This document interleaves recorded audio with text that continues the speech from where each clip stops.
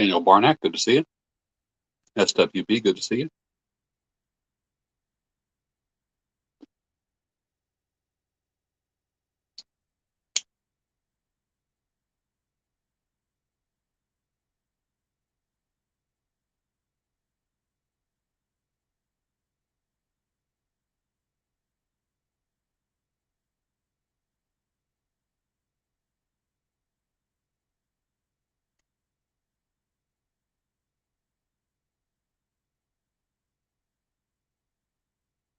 What's up, everyone? Nice thunder, rainy night, just chilling out here.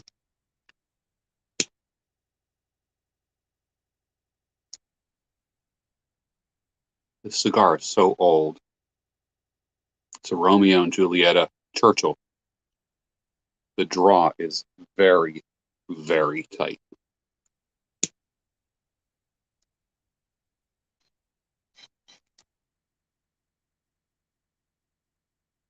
And the only thing I like tight in this world is not a cigar. I'll tell you that.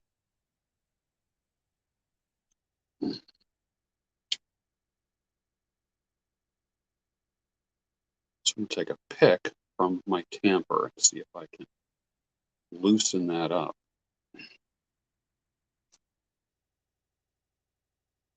Without poking a hole through the side of the cigar.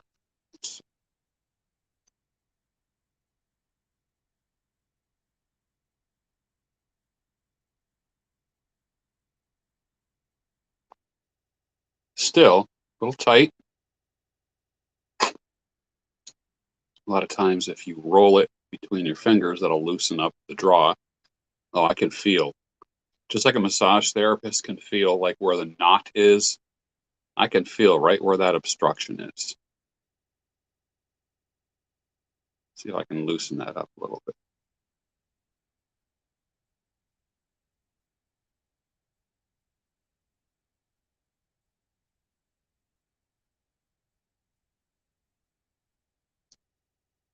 Let's see what that did.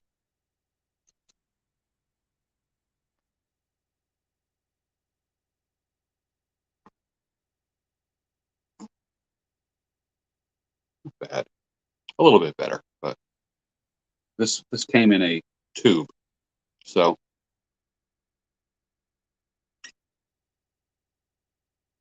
I don't think I've ever purchased the Romeo and Julieta cigars. So this must have been a gift. Must have been a gift.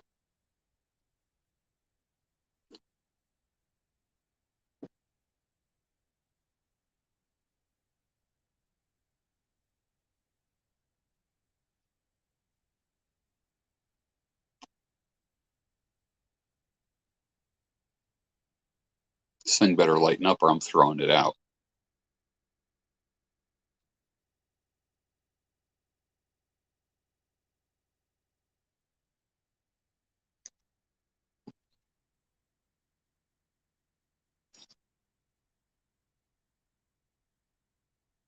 You roll it in between your fingers like this to get that draw. Nice.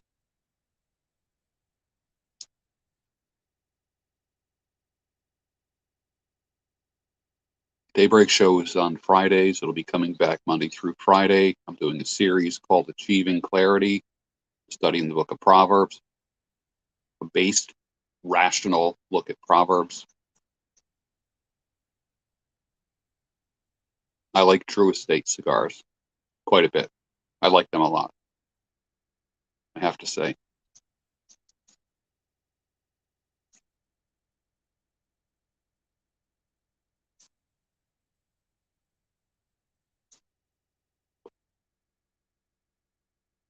This ought to keep away some of the mosquitoes.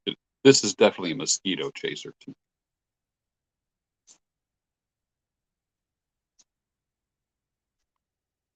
No agenda tonight. I am just hanging out. Good evening, Peg Bell. Do I like Padrones? I like all. I like all cigars.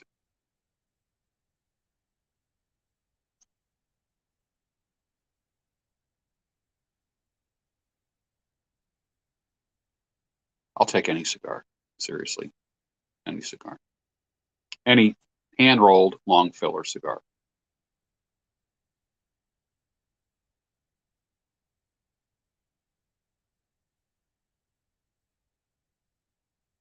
But one of the things that I don't want to work hard at in life is smoking a cigar.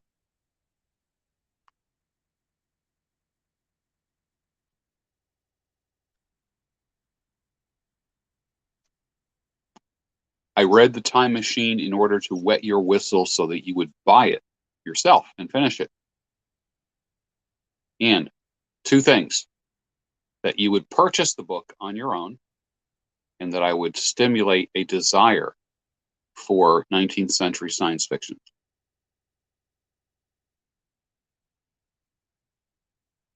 Brand new pocket watch. Cool. I'd love to hear about it.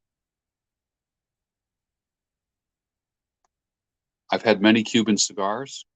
As I've traveled the world, obviously Cuban cigars are easily gotten everywhere else except here.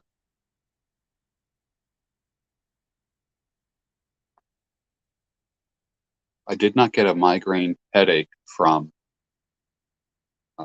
stopping coffee. First time ever.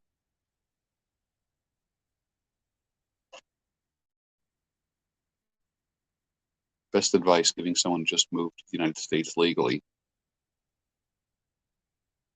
get a job and then just start looking at entrepreneurial pursuits. Yeah.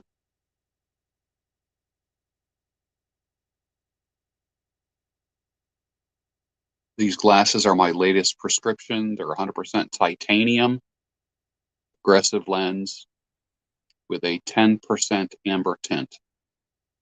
That's it. Simple. Super light. I don't even know they're on.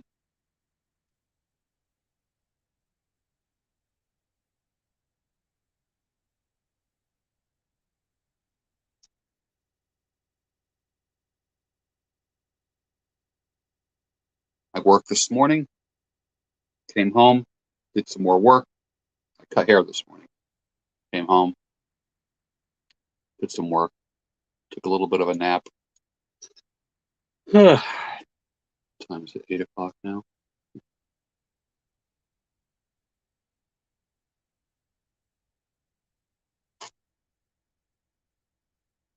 You have a titanium cervical spine. Well, it's better than no spine.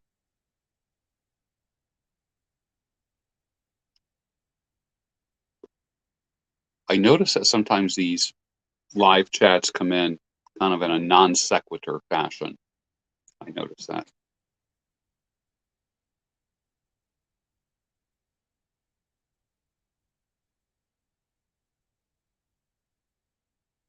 The 2-week project is, I'm 2 days into it. It's kicking my ass, but I'm 2 days into it. Yeah.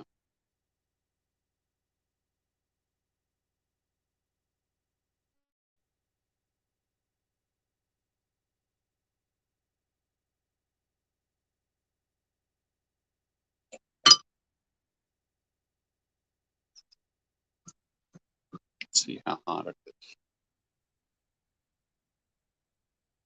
It is 90 degrees out here. It's 90 degrees. So,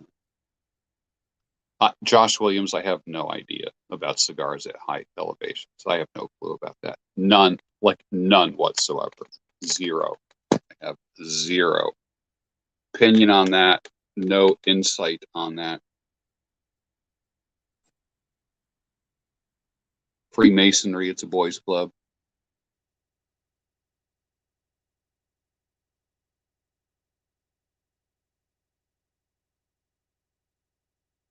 Mark, congratulations to your daughter getting married next weekend.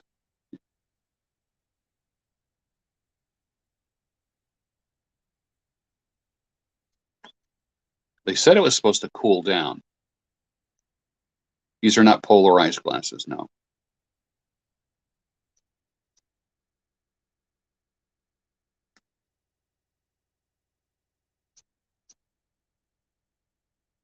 I had long hair when I was 21, 22 years old. After that, I went back to just like short like this. And by long, probably shoulder length. That was it. And it was black.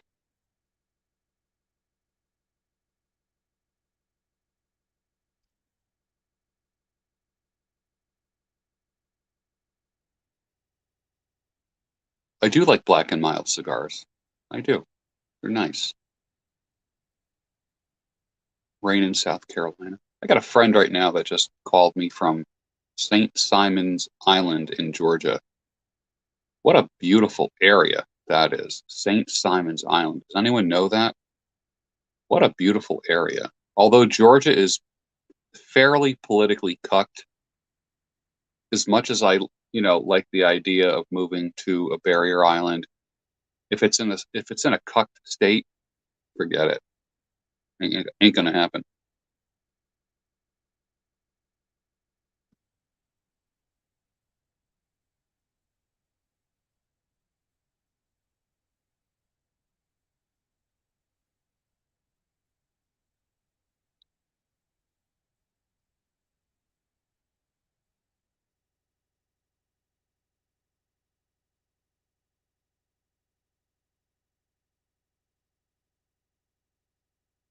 I don't do vaccination talk on this channel. I don't do it. And I don't want anyone doing it either. It's none of my business. So, but anyways, how's your syphilis doing? That's what I want to know. Is it doing all right? See, that's what I think about vaccination questions. Talk about your STD and I'll talk about vaccinations. Both are private. So why the hell are we talking about vaccinations?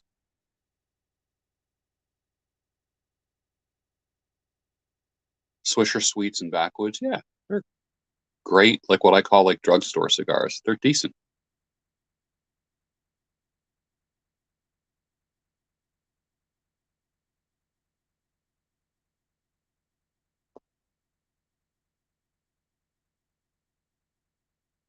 I was going to have Agnieszka on tonight, but she hasn't been feeling well. She has a summer cold. She didn't want to come on the air all cold and sniffly and all that.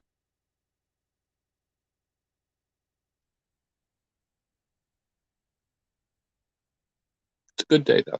It's a good day. It's carnivore day for me.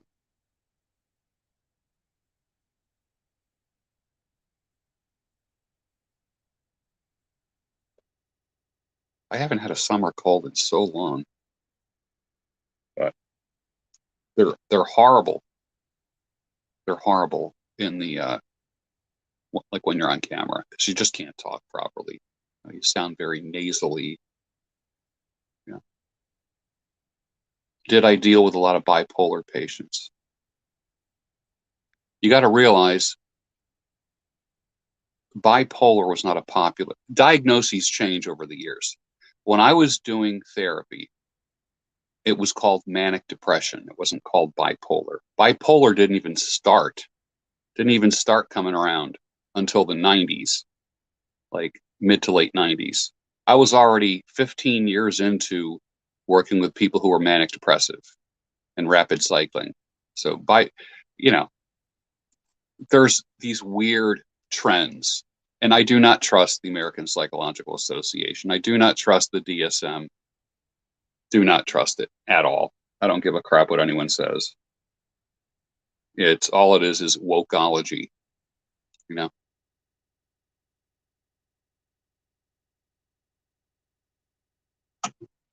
Kitties are doing fantastic. Doing fantastic. Bring joy to my life. Absolute joy. Animals bring joy to my life.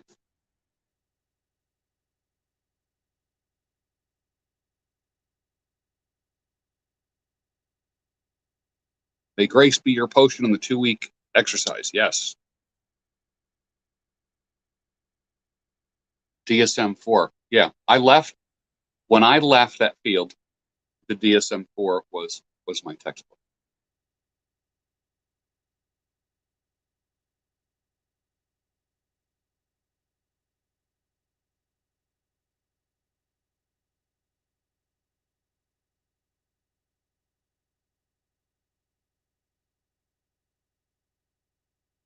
La Duena. Yeah, great stuff. Remember the La Duena cigar? Excellent. Yeah, when I go over to Patreon or Locals or D Live or whatever it's going to be, I will bring back beers without borders. Do you remember my show last night when we talked about that show? You remember that? When we had the discussion, the rational based discussion, it was a very adult discussion. Guess what? It got demonetized. Wonderful, right?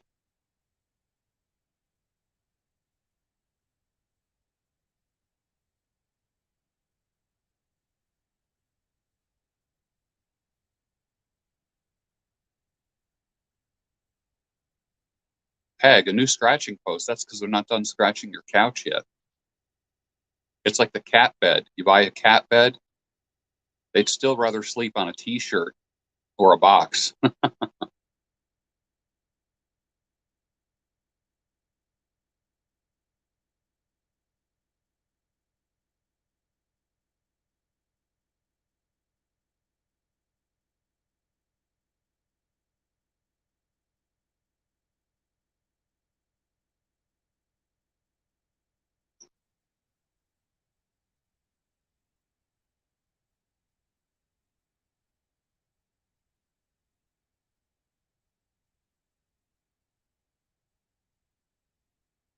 So yeah, St. Simon's Island. Beautiful. My gosh, I got a bunch of pictures from a friend who's there right now. Gorgeous. She had a dinner, had a half dozen local oysters, which looked so good, and crab cake from local crabs. Oh my God, it just looked insane. Insane.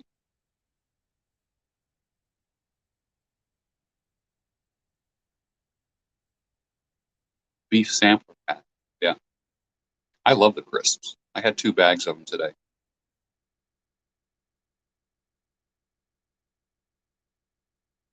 If I were to get married again, would there be a prenup? Oh God, yeah. That, of course. Are you kidding me? How would I bring it up? Bring it up. I fear nothing. I fear zero. There's nothing in this world that I fear except God. That's it. If I have to fear asking a woman about a prenup, number one, I'm not asking her for a prenup. I'm telling her there's a prenup. If she has a problem with it, she's not going to be my wife. Period.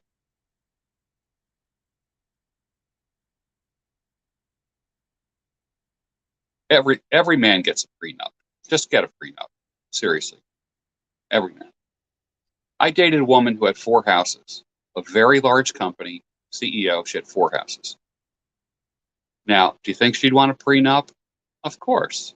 Why? Because what if 5 years down the road, you know, we no longer were going to be married? What am I going to take half her shit? I don't want to do that. But prenups are a good prenup protects both people, especially when they're adults.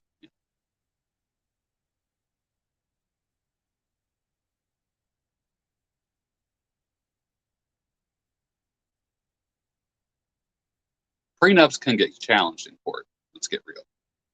They're not they're not hard and fast. Let's get real about that. Prenups get challenged in court and knocked down all the time. Any attorney is going to tell you that. They'll sell you concept of prenup. They won't tell you that it can get challenged.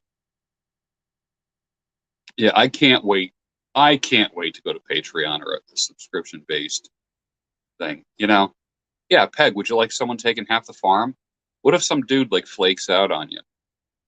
You want him taking half of your shit? Hell no.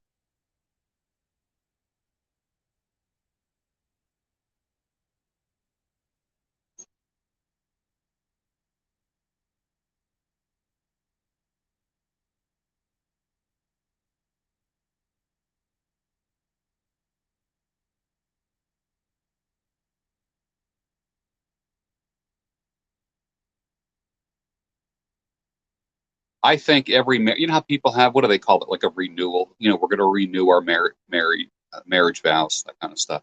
I kind of like the idea of doing that.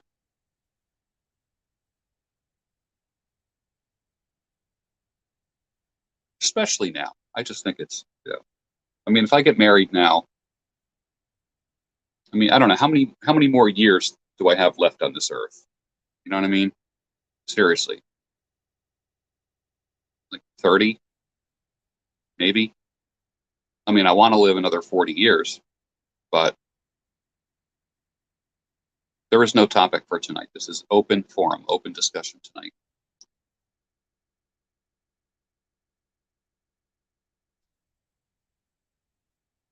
Trust is the key. Trust but verify. That's all. That's all. I love cutting hair. It's my trade. It's what I do with my hands. I cut hair 1 to 2 days a week. I love it. Freaking love it. Love it. Every man should have a profession and a trade. You should have, like, if you went to college for something, you know, you do that thing, but also learn welding, learn a little bit of carpentry, learn auto mechanics, learn barbering, learn hairstyling, you know, anything like that, small engine repair. Seriously.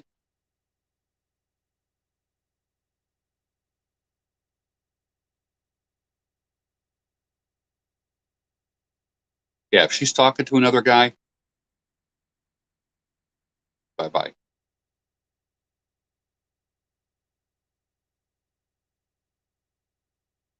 So it's a good thing I'm downsizing. There's no woman in the world that's going to love me for my stuff. I have half the shit that I had 20 years ago. 10 years ago, I had half of that shit. And in the next year, I'm literally reducing my stuff by another 50%. Literally, everything I own, everything I own will be able to fit like in a small cottage, you know, or an apartment. I love that. I love living light, you know.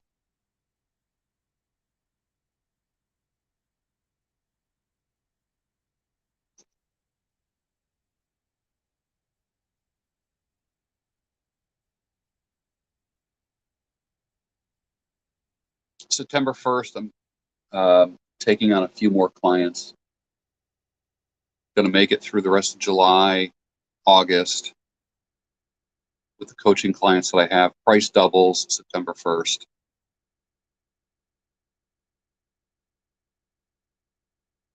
Don't want any more than 10 or 12.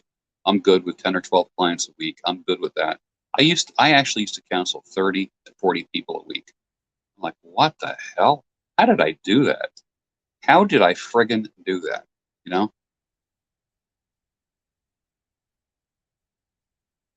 Tips on minimalist living. Start throwing shit away. If you buy a shirt, give away 2 shirts.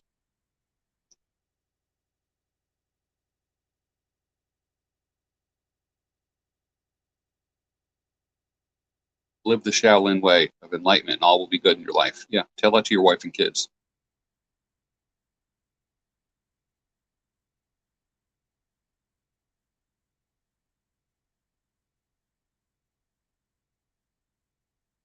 I have 2 guitars right now. I have one like really shitty, like probably 60, 70-year-old guitar, piece of shit, just wired together. And I have a 1960 Guild semi hollow body electric.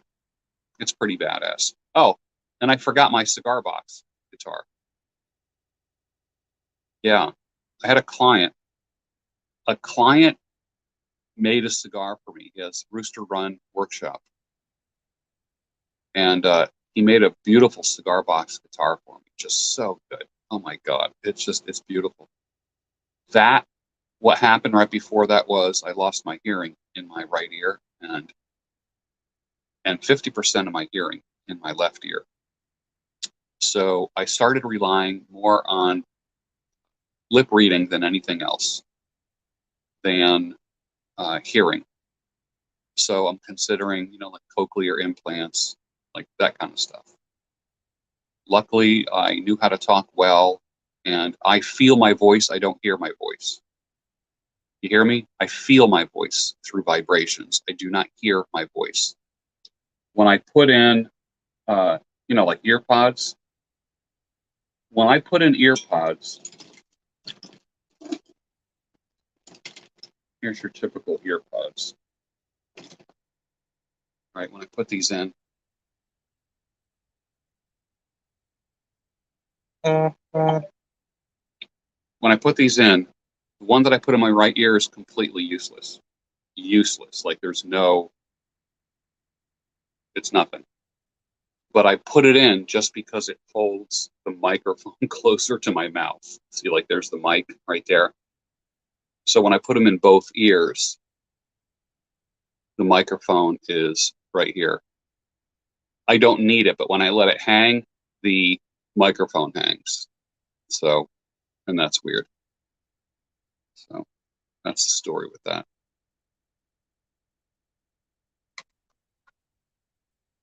Jailing to help with a breakup. Oh yeah, my God. Well, think about it. Think about it. You know the story of in memory of the hell's the Dwayne Allman song? In memory of Elizabeth Reed. That was a breakup song. Boz Scaggs stole. Well, I don't think anyone steals anyone's girlfriend. The girl goes of her own willingness. Let's get real. No one steals a girlfriend. Uh, Dwayne Allman's girlfriend started seeing Boz Scaggs, and he got drunk one night, took a bottle of Jack, and took a walk. Ended up walking in a graveyard. He passed out.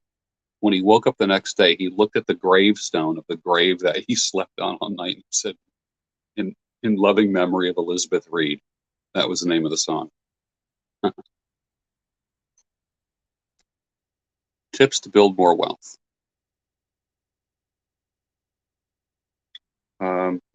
This past June was my most profitable month I've ever had. I'd say in the past 10 years. It's a good month. June's a good month for me. Work 6 days, rest on the seventh day. That's all.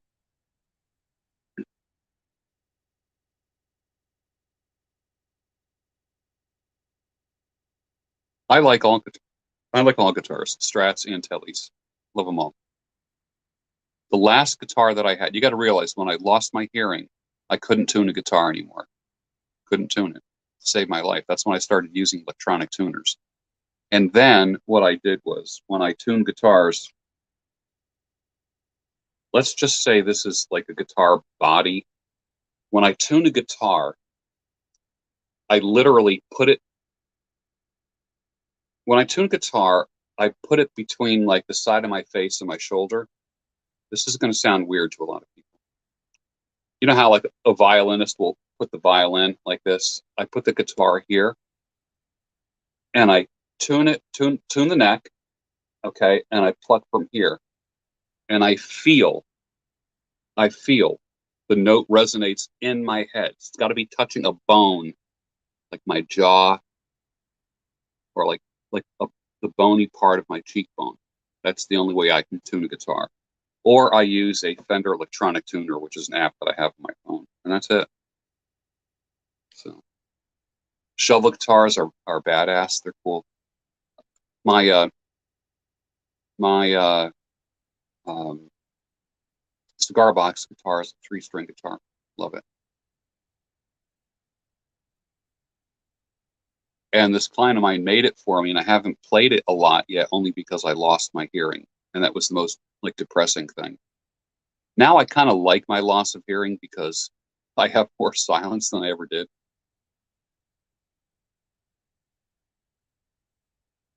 Yeah, yesterday's Netflix sex topic got demonetized last night, believe it or not. That's what. That was like kind of depressing.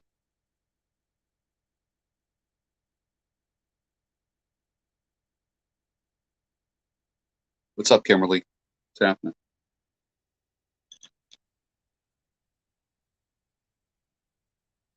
The bear called Kettlebell. The bear, also known as Kettlebell. How are you, sir? Good to see you.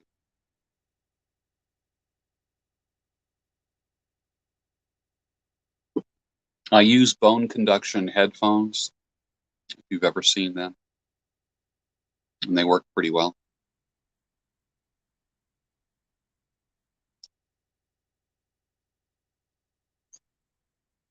Yeah, but Russell, check this out. There are videos on YouTube of how to give a blowjob.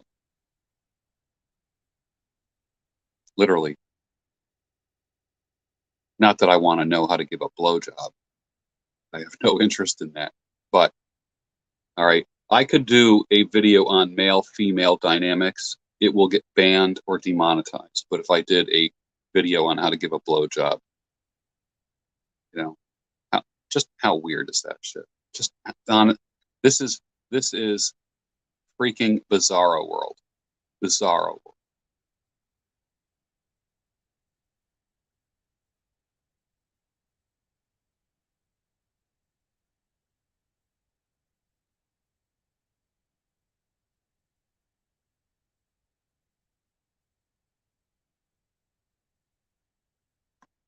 Not all Cubans are equal. That amazing and terrible. Yeah, my father said the same thing. Oh, but he was talking about women. My father was stationed in Guantanamo, Cuba, 50s, and he had a lot of Cuban women.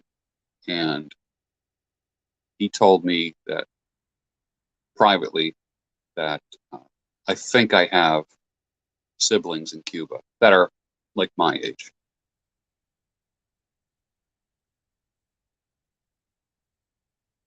Yeah, when I did research on sex life on Netflix, it was written by a woman. Whole screenplay was written by.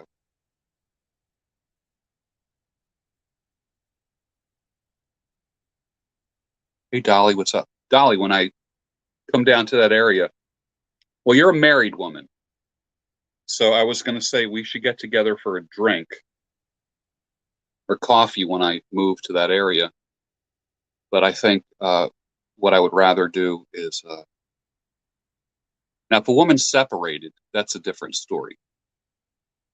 Uh, but being that you're a married woman, I would invite you and your husband out for coffee or for dinner. That's what I would. That's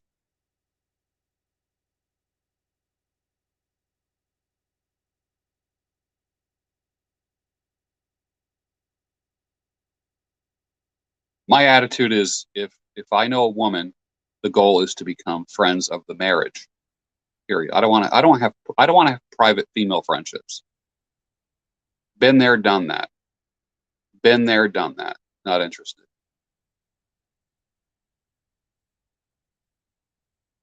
I've dated plenty of separated women, women whose husbands moved out, women who they moved out, women where the husband and woman live in different parts of the house and they're doing their own thing. Just not, it just it.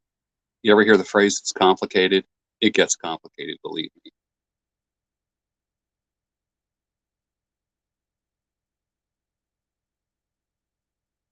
Yeah. All right, the cigar is okay. It's a Romeo and Juliet Churchill. It's not bad. The draw was hard at first, but I think I'm past that tight part.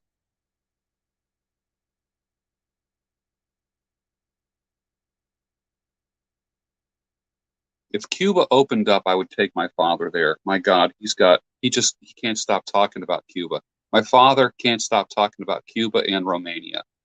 He worked in his career when he was in the Marines, he was stationed in Guantanamo, Cuba. Uh, when he worked for General Electric, he worked a lot in Romania during the Ceausescu years.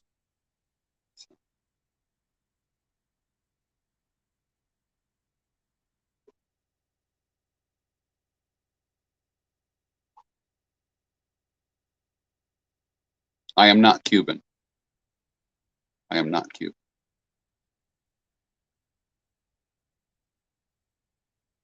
My father is a Goomba, 100% Goomba. My mother is 100% Eastern European.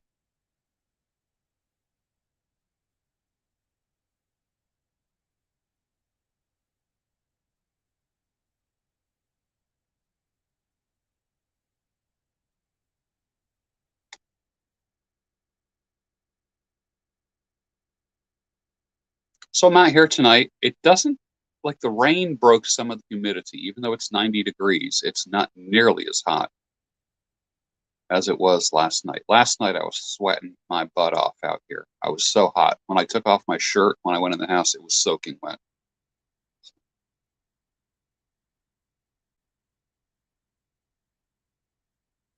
I've never been to India, although I would love to do an Indian head massage tour. I watch a lot of guys, that Indian barbers that do head massages. I would love that. Love that.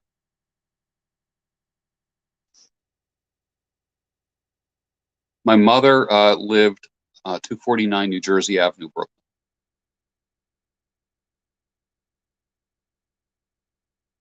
And I think it's a park today, if I'm not mistaken. My favorite state, Florida. Favorite city would be a small city, although I hate cities. I live in the sixth largest city with 1.8 million people, 6 million people in the five-county area. I live 4 miles outside of Philadelphia. I have given head massages, and they're sick. They're crazy. They're crazy. Literally, they're insane. People fall asleep and make orgasmic noises. It's crazy. Greenville, South Carolina. Is there a war room planned in the near future? Um, I didn't go to the one in Miami because I have some duties that I have to do. I would have been in the one in Miami. As you know, I'm a trusted advisor in the war room. So I wouldn't recommend, I would not recommend Philadelphia for a war room gathering. So um, Florida is a good spot for it.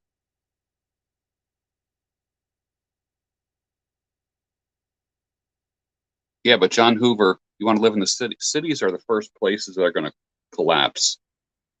First places when SHTF happens. No,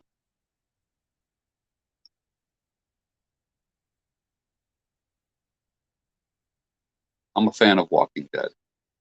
Huge fan.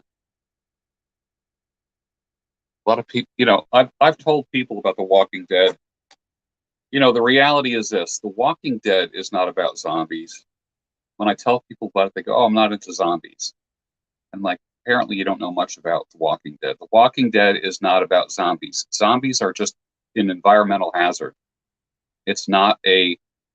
It is not a zombie show. It is a human behavior show, which is phenomenal, I think. Yes, my father was stationed in Cuba then.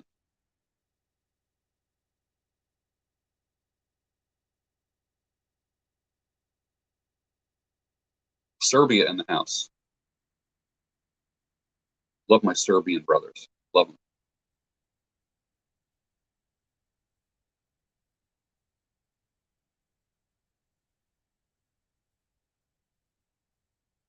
Canada's getting worse. I used to go to Canada as a kid when I was a teenager. When I learned how to drive, I'd go to Canada for the day.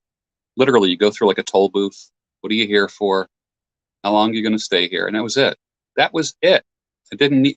I would spend a day in Montreal, come back at night. It was not a big deal. Now, hell no. What character would I most relate to in The Walking Dead? Probably a cross between uh, Rick Grimes. I'm a cross between Rick Grimes and Negan, believe it or not.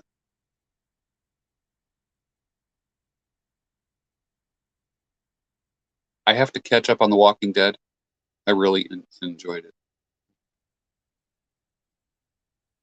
I saw a house in Maine that I loved. Loved, loved, loved, loved. 3.8 million, out of my range. Fear the Walking Dead was one of my favorite shows. I love Fear the Walking Dead.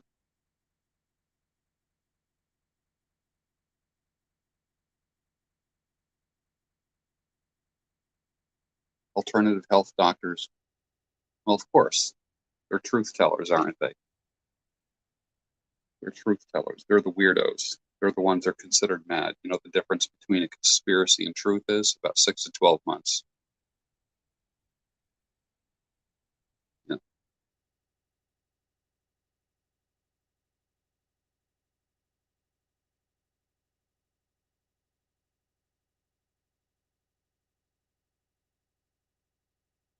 When I post the link and have a panel of people on here, if anyone is not showing their face, I don't want them on. Have you noticed that? I'm not interested in anonymity. I want to see faces. No more emojis. No more initials. If you can't show your effing face, you will never ever be on this show, ever, ever. My respect for you, I don't care what you say, goes down. When you can't share your name and your face, I have no use for you. No use at all. Yep.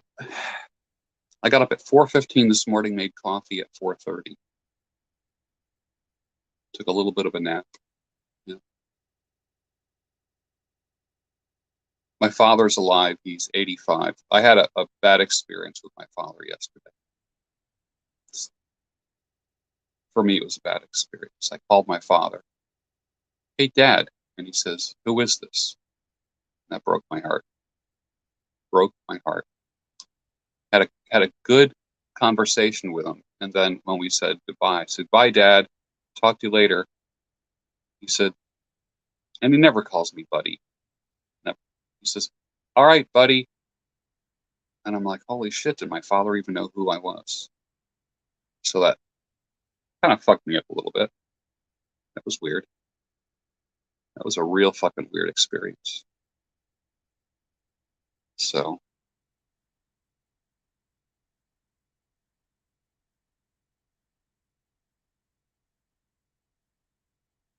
I gotta deal with that.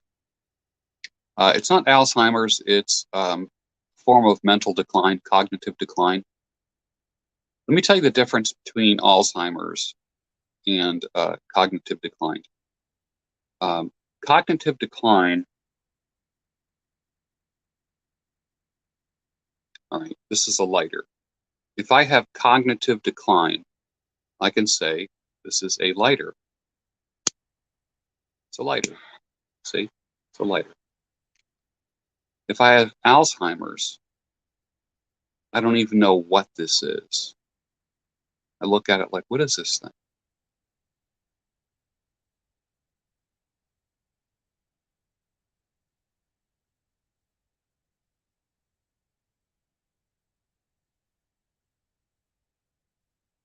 So yeah, that's why I like to say I'm working my effing ass off because I have 3 children and 2 aging parents. That's what I preparing for. Is that, you know,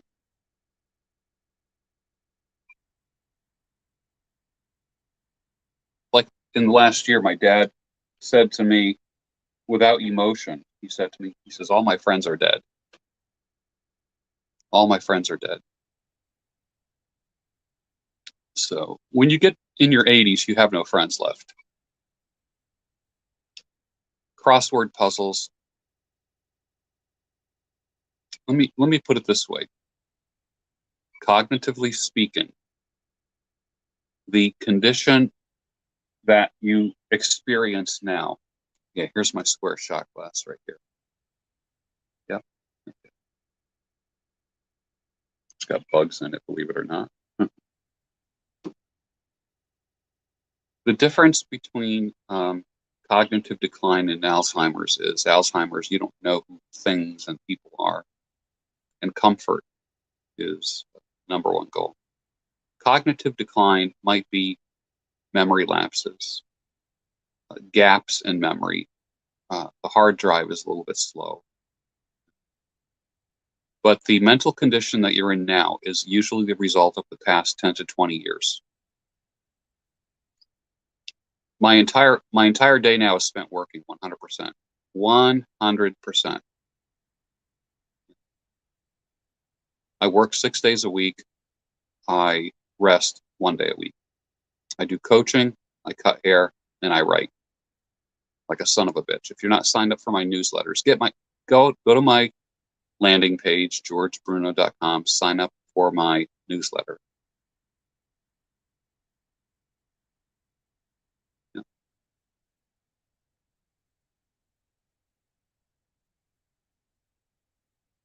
Joe Biden is in the midst of very rapid cognitive decline. That's why we didn't see much of him when he was vice president. And they propped him up right now. He's just a figurehead.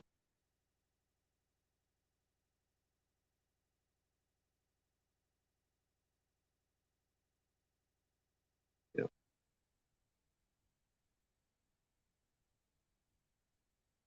I kept thinking all this past week, do I want to go back to my biker bar? And I'm not going to go.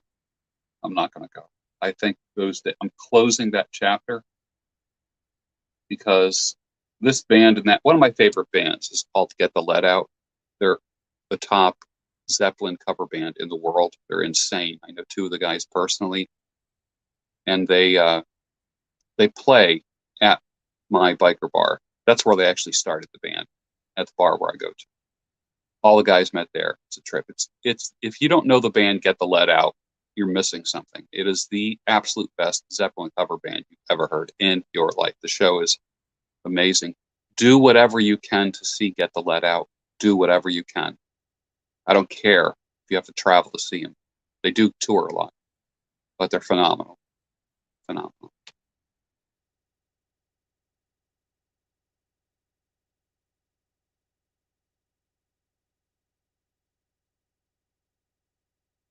But I'm not going to go back to the biker bar because that was the place that me and my buddy Craig would go to. And I just keep getting reminded of my buddy Craig killed himself uh, at the end of February. And it's just way too sad to go there. He and I, that was our place that we hung out at. And just can't go back there. I'm going to get a bottle of Yingling Light and go to his grave. And I'm going to pour the Yingling Light on his grave so we can have a beer. You know, he's 58 years old.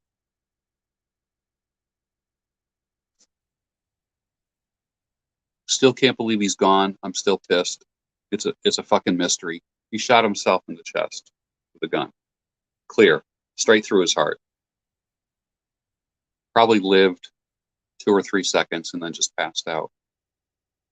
The neighbors heard a gunshot. They called the police. The police came. He was literally sitting in his office chair, just dead, with the gun in his hand. So that was pretty fucked up. And it was like one of the funniest human beings I've ever known. He watched the Daybreak show every day. Huge fan.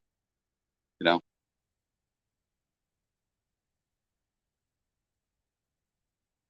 I'm not maudlin. I'm just tired. See, I got up at 4:15 this morning, and I worked all day. So you can Oh, you got fired yesterday. You can celebrate that. Life is short, but you don't have to make it shorter by killing yourself or doing self-destructive crap. You don't.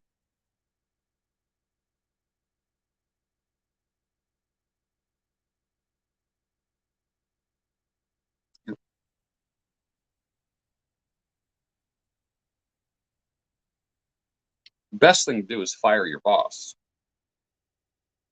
Don't get fired. You fire them. You know.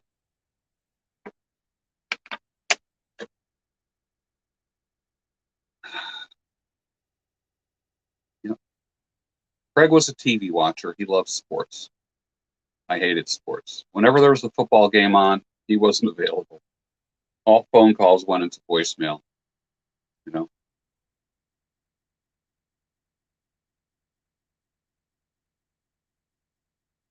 But I am gonna sleep like a damn rock tonight. Holy crap! Sleep like a damn rock. Lana, how are you? Good to see you here.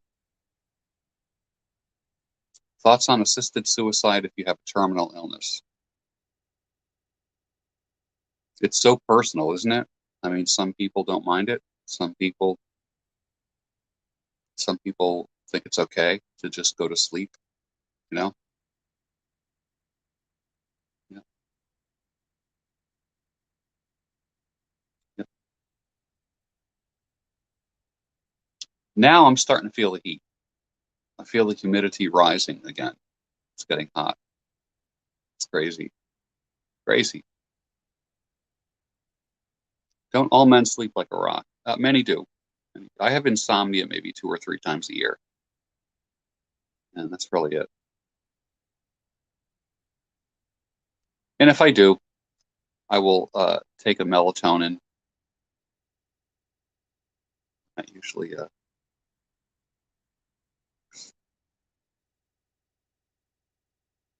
yeah. Uh, this week I have to call the orthopedic surgeon, get my hand fixed. My hand is so fucked up. I can't even literally, um, like this here. I can take this top off, okay? But if this was like a pickle jar, I don't have enough strength in my hand to unscrew the jar. I can't. I just After the cycling accident, I landed on my face and both hands, and this hand is recovering. My neck a little sore, but this hand totally jacked up, 100%. So, yep.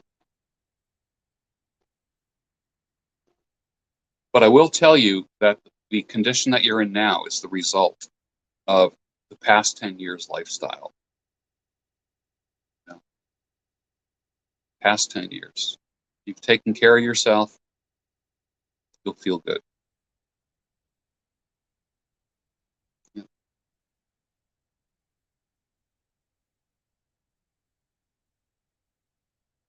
Crash was about 2 months ago. I was telling my neighbor Dave about it yesterday, day before yesterday. Like when you get into a bike crash, you think you're going to fly off of the bike. You know what's weird is gravity takes you down. You don't fly through the air unless you're going, like really fast. I was driving maybe like a normal cycling speed, like a slow jog, like that kind of thing. And I went over the handlebars, went over the damn handlebars, and I went straight down on the ground. And it wasn't that it was in slow motion. It was like 1 minute I was upright, next minute my face was on the ground. I was like, what the frig just happened? And I just stayed there in complete shock, like, what the heck? That was weird. That was really weird. Good thing I had a helmet on, and good thing I had cycling gloves on. So that's super important. Yeah. Know the difference between right and wrong. I've always known the difference between right and wrong, but I'll tell you what, I haven't always practiced what is right and what is wrong. So, yeah, Dolly, when I go there, we will I'll meet you and your husband. We'll go to there's a place in on the river in Melbourne. Forget the name of it. They have live bands there. Kind of uh, a fun place. A lot of bands, everybody dancing and stuff. It's pretty cool. Give me the names of some places, and I'll tell you if that's it. But yeah, it wasn't Captain. No, it wasn't Captain Hiram's. No, my father used to play music there. His band used to play there. No, it was a divot. It didn't hit a pothole. It was going off on a grassy area, and grass is very deceptive because grass has, you know, Lou's Blues. I've gone to Lou's Blues a lot. Lou's Blues is a big pickup joint. I go to Lou's Blues and I can't peel the women off of me. When I go to Lou's Blues, the women are buying me drinks when I go there. I literally don't have to take money with me when I go to Lou's Blues. I go to Lou's Blues, and if I'm in the main area, not out like on the dock, women are buying me drinks left and right. I'm not a drinker. I just can't do it. Can't do it. So what I do is, I'm usually like out near the dance floor, just grooving, with strange women. That's it. And then say goodnight. And then a lot of them, oh, Julian, thank you for the super chat. I appreciate that. And then I'm the one who always says, I got to go now. And then they always want their picture with me. Can we get a picture with you? I'm like, yeah, sure. So there's weird pictures of me floating around social media, me and strange women. Yeah. Yeah, there's some good Dolly. There's a band that plays there called the Divas, and it's an all-female band, and they are a blast. Oh my God, they are so much fun. So much fun. I don't know if you ever heard of the band called the Divas, and I want to see them. They're such a blast. Such a blast. So if you get a chance to see them, I have so much fun watching them. Your girlfriend plays bass for them. Okay, that's cool. I've seen them twice, and they're just so much fun. Oh my Lord, they're so much fun. So much fun. And, it's interesting in Florida, there's a lot of people on vacation. So I always meet like women that are on vacation, girls, weekend out kind of thing. And you can spot them. And I'm not a lone wolf guy anymore. I don't, seek out women like that. But my Lord, but do I want to meet a woman in a bar? Not interested. Not interested.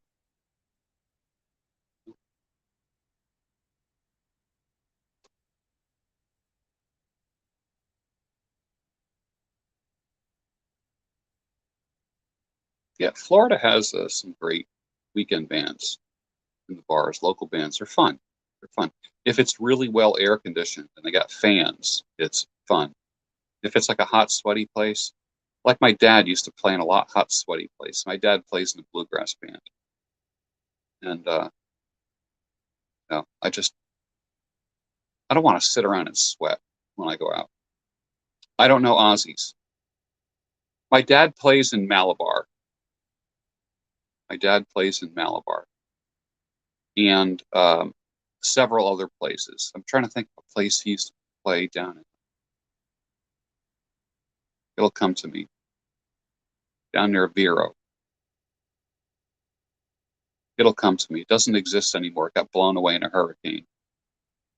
But that was a total redneck bar. Really loved it. Oh my God, I loved it. It's great.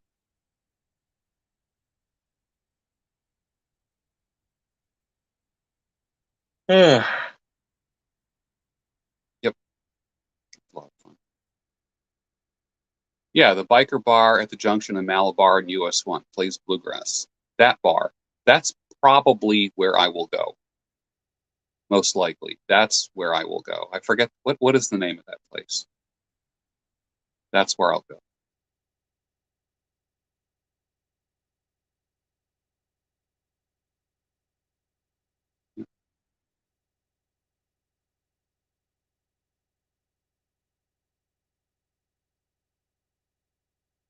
When I go to Florida, me and my mother, we hit all the thrift stores. We hit all the thrift stores. We go to like Goodwill, Salvation Army. It's like,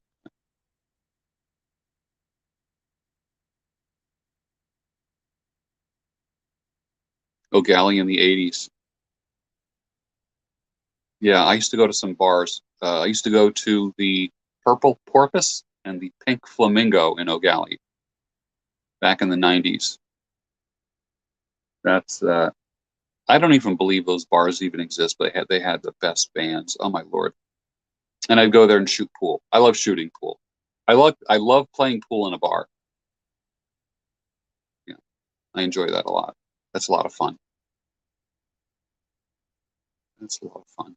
It's a fun pastime. My family, we all used to go out. My whole family. Can you imagine? I grew up in bars. Okay, so I don't have like this kind of family where I didn't go to bars. My whole family goes to bars and to eat and listen to music and stuff like that. We'd shoot pool.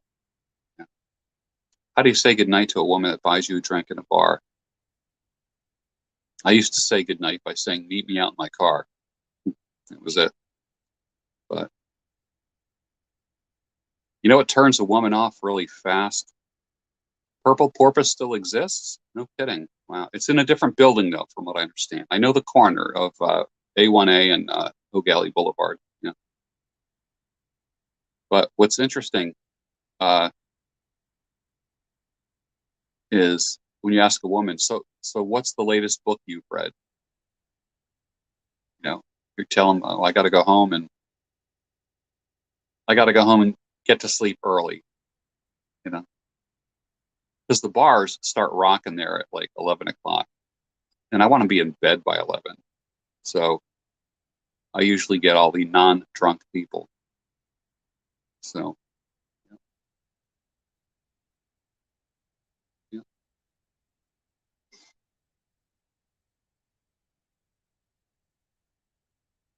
No agenda tonight, no topic, just shoot the breeze with it. That's all.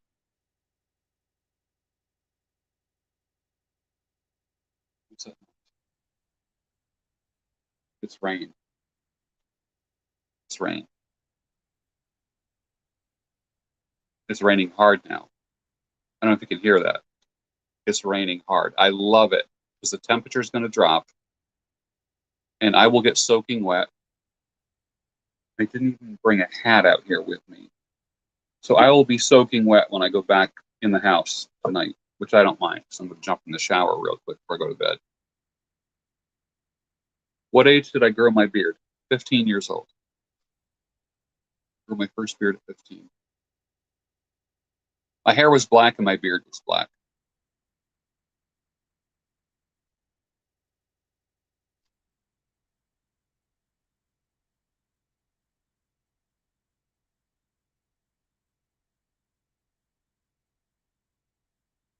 We have family friends that have a trailer park and a Airstream park on the beach in Florida. I was even thinking of just getting a small cottage inland, like Lake Washington area, Lake Washington, or possibly like Fellsmere area, but having a Airstream on the beach and just going to the Airstream to write. Me and my wife go there, make love, make dinner, hang out, it's like a little getaway. That's,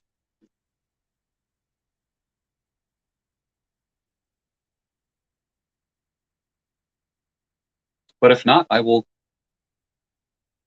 be a monk and go to my little trailer on the beach as a monk and write, have coffee in the morning.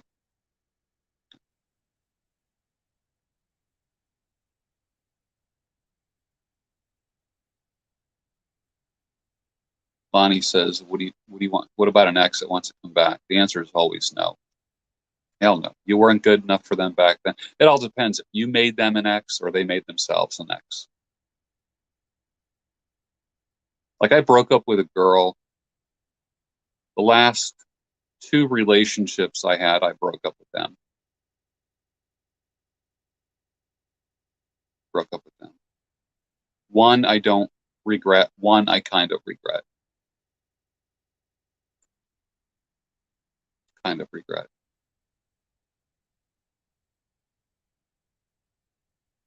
But you know, I'm optimistic about the future, but not. I'm hopeful. I'm optimistic, but not hopeful. Like I'm not betting on having a wife.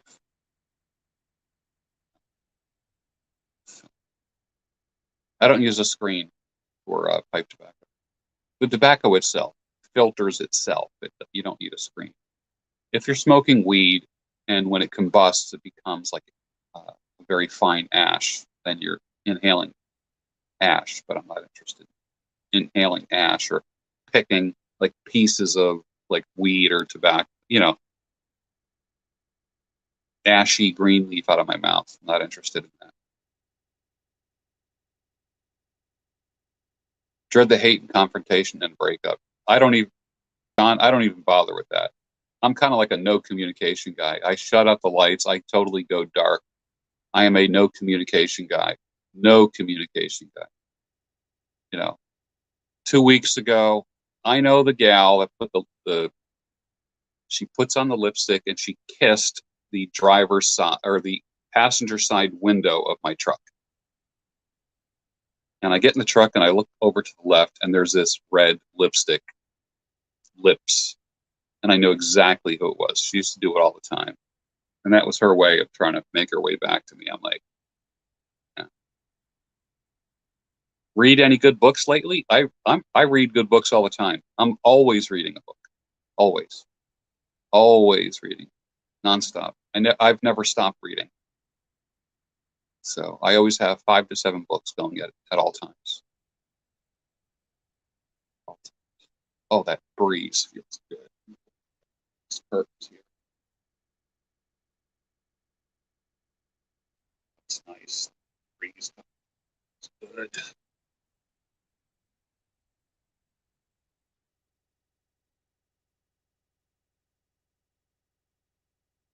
I got my father's glasses re-lensed with a company called Lensable. My dad got new glasses. I said, "What'd you do with the old ones?" He goes, "They're just laying around." I said, "Can I have them?" And I really like the style of the glasses. Kind of like these plastic frames with ombre. It's like dark brown, and then it gets almost like clear at the bottom, and the perfect size. So I send them into this company, Lensable. They're going to put my prescription lens in those glasses. So it's just a way of, wearing something that my father owned.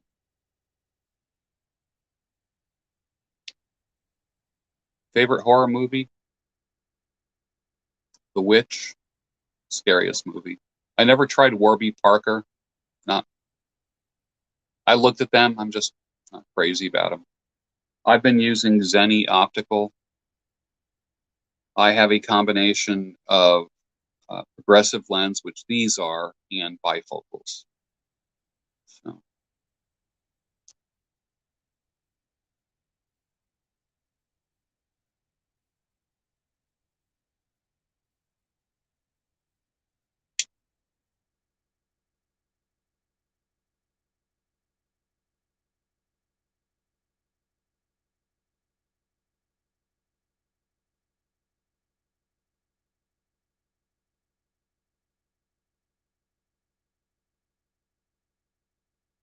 Lana, yeah, you watch that, huh? Interesting, right? The problem is, I am such a analytic person. I take notes. Like when I watch The Walking Dead, like if I was doing like a recap, kind of like a based review of The Walking Dead, it wouldn't be interesting. But when Julia Carpuzis, who is one of my subscribers up in Canada, she's a lady about my age. She told me about it, and I'm like, okay. She thought it would be an interesting discussion. So I literally took 3 pages of notes on the first episode. And that's what last night was.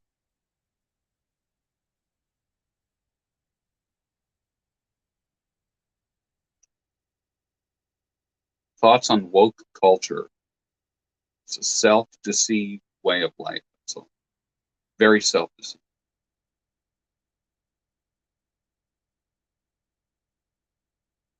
I got the fan on me right now, and I don't know if this would be tolerable out here without the fan.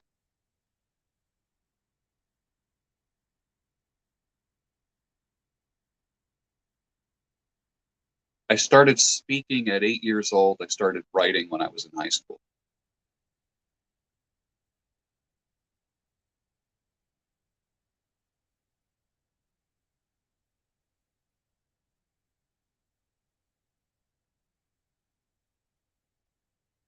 You can't hear it, but there's a lot of thunder in the background right now. When I am out here, okay, you got to realize it's hot as hell out here right now. When it's raining and I'm out here, I hear the rain on the roof. I feel like I'm sitting under a covered porch in the woods, overlooking like the ocean or something. So people that know me, I'll be talking on the phone to somebody. Starts raining hard, and I'll say, I got to go now. It's starting to rain. Then I run out here just because I love hearing the rain. My writing was journaling, Peg. So I started journaling. That was my writing.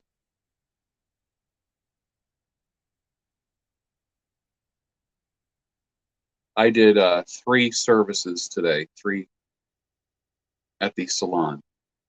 Everything I do is $50 at the salon. Haircuts are $50, beard trim is $50, and the barber facials are $50. So I did 3 of those services. So I did 3 $150 services. Each person gave me a $50 tip. So today was a profitable day for me.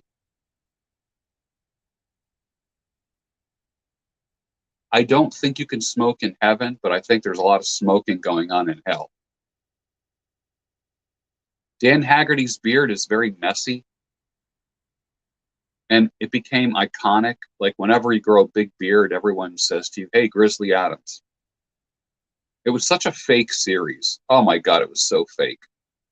But he became an icon. Because he was like a bearded guy, like a big bearded guy, flannel shirt dude, you know.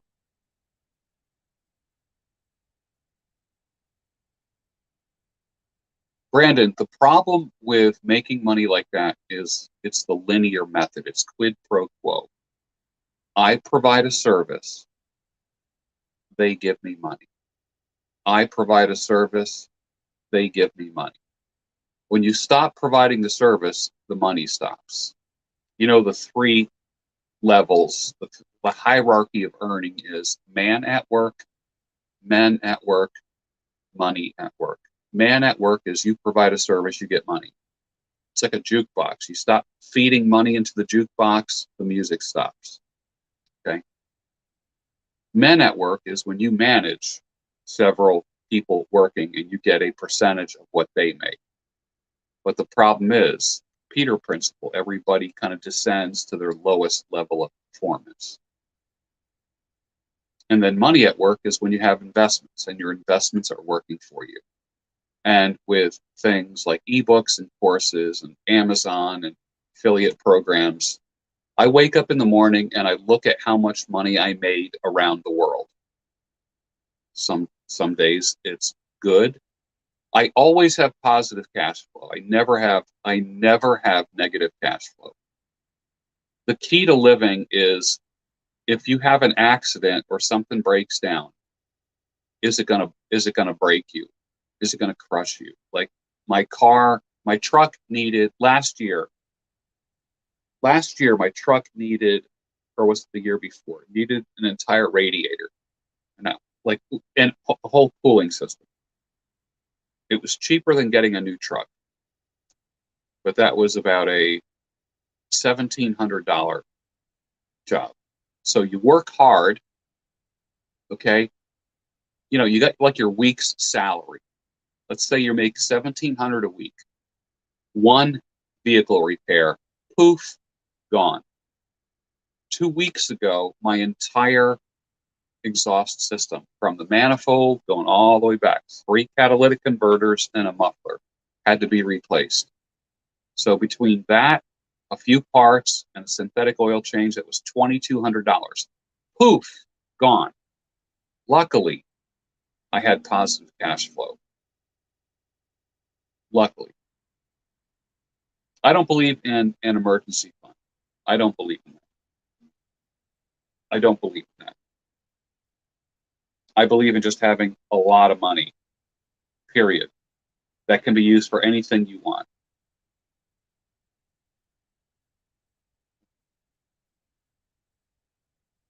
I am a minimalist. What is my birthday and month? None ya business.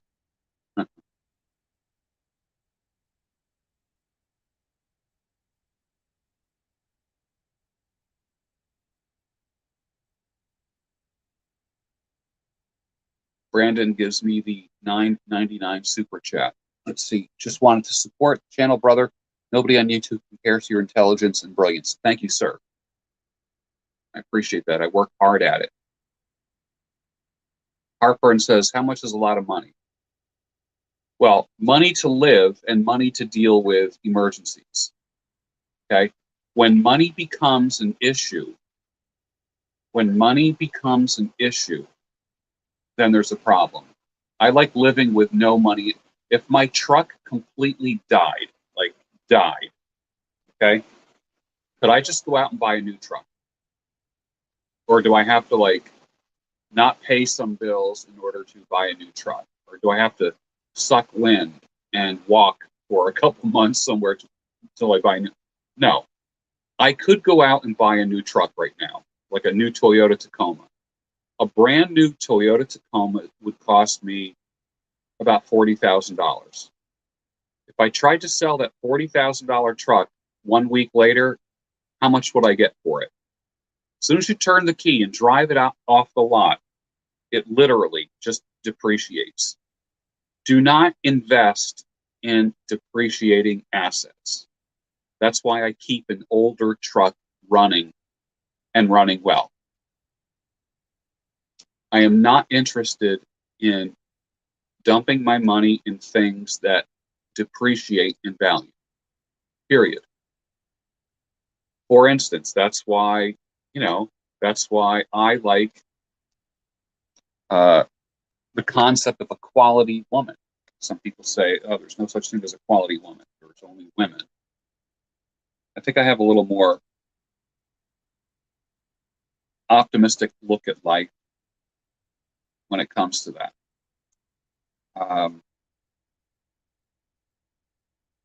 I said to a female this week, I appreciate you. If you look up the word appreciate, hear me on this. If you look up the word appreciate in the dictionary, somebody do that right now. I'm not going to give the answer. You got to work for this one. Look up the word appreciate. Tell me what it says.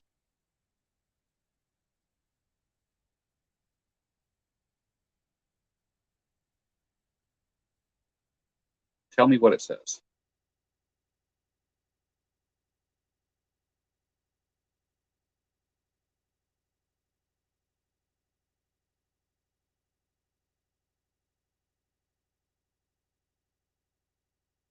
To recognize the full word. Yes.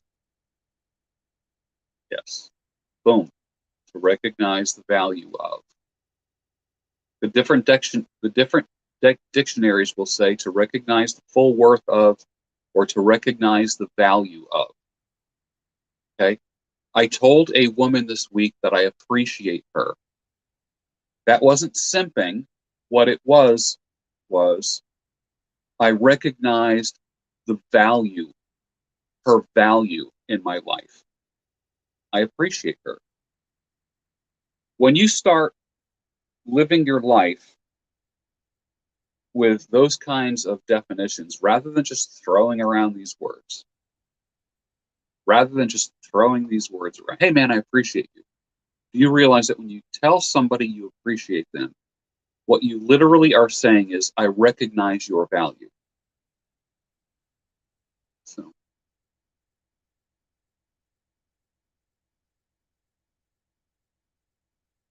Men, do you appreciate women? Is there a woman that you appreciate? Better yet, more accurately speaking, is there a woman that you recognize the value of? Takes a whole different turn, doesn't it? Right? Holy drug lord. Yeah, barber school is badass. Barber school is badass. It really is. It really is. I mean, I told you what I did today. All right, it's tiring. I'm not kidding you. It's tiring, especially if you operate the way that I do.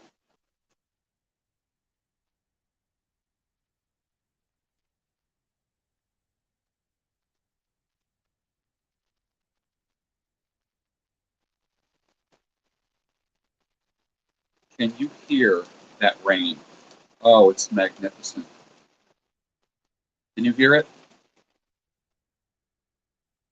It's wonderful. Can two drug addicts coexist in a relationship?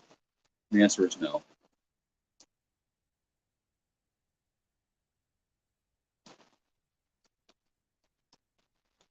Oh, that feels good. That breeze feels good. Oh, it's so beautiful. It is magnificent. Um, I love Paul Mitchell schools. I have taught at Paul Mitchell academies, and I will tell you, they don't call their students students. They call them future professionals. If you go to a Paul Mitchell school, you will you will be, I think, a couple notches above other people. My opinion.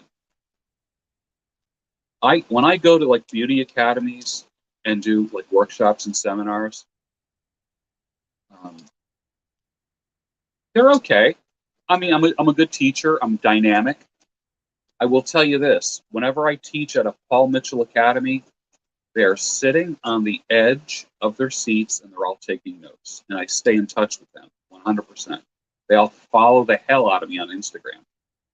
They, even if they don't believe in what I believe, they follow me and they respect me. Paul Mitchell students, right from the get-go, they're not dressed like garden tools. Like the women are not dressed like garden tools. And the guys aren't in baggy shorts and baseball caps on sideways. There's actually a dress code when you go to a Paul Mitchell school. They are a little bit more expensive. They are a little bit more expensive.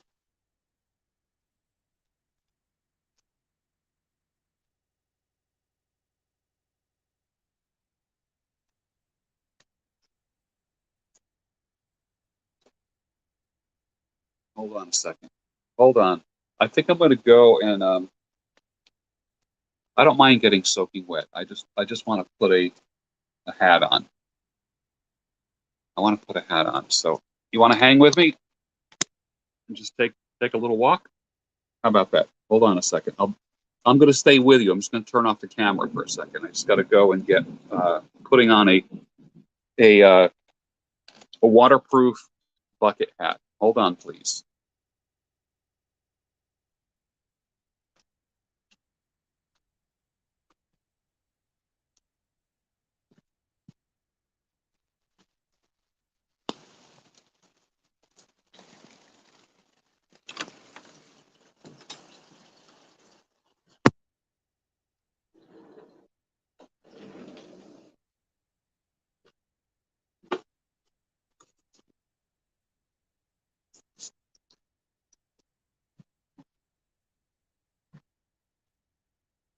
All right.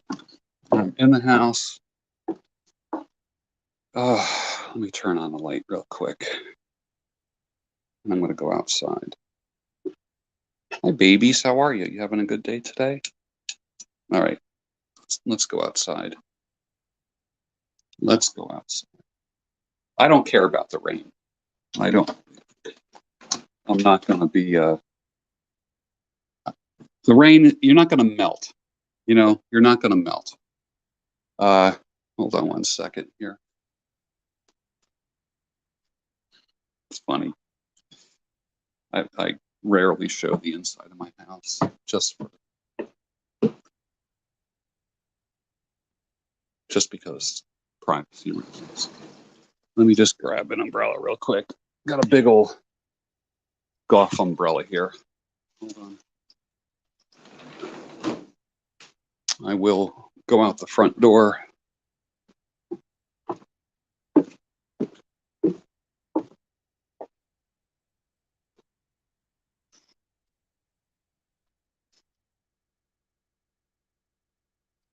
Let me open this umbrella up. Hold on, hold on, hold on.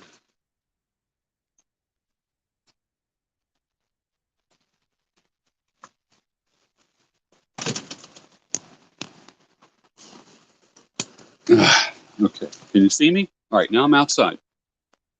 Now I'm going to switch. Can I switch the camera around? I don't think I can. Anyways, all right, in the background.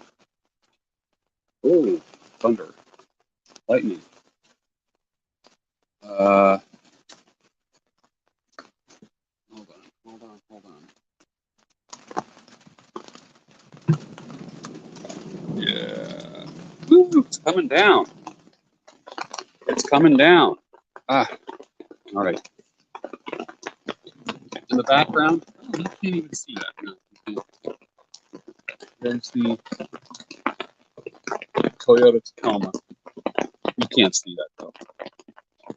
Just barely can see it. Now I'm just walking out the driveway.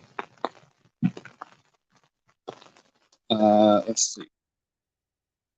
I can hardly see my street. There's my street. Hold on. I'm going to walk out in the road a little bit. Yeah, you can't. It's just way too dark. Way too dark to see. Way too dark. And